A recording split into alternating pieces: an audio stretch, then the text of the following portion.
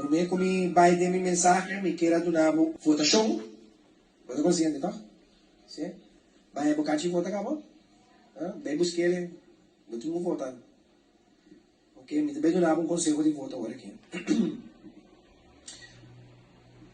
Todo partido que avisa sim, que não também não pro matrimônio e mesmo sexo, não vota para não. Você também conselho de voto.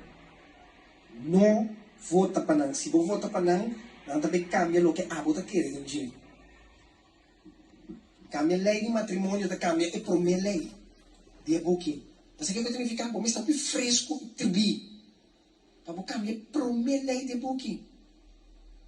Querem partido par, partido man, partido quem, partido comum, partido visão, partido PEN, democrata, não vota para não.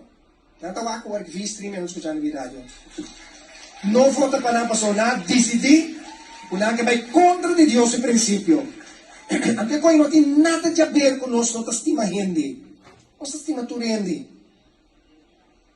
Pero não estima Deus mais que não estima gente, sim, va sério.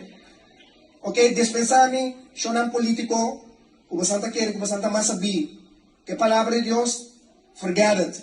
A mim não te vota para você não. Então, me pede mi pueblo, e a inteira pueblo cristiano, não vota para nenhum partido ou para contra de Deus. Não vota para nenhum. Então, me deve nenhum de favor. Me deve nenhum de favor. Porque nenhum assim em favor, me não deve nenhum de favor. Bom, ok, bota pouco. Bastante pouco, tá? Nenhum favor. Não só tem nada contra de gente. Pero me não por vai contra de Deus. Su primeira lei para acomodar, picar de gente.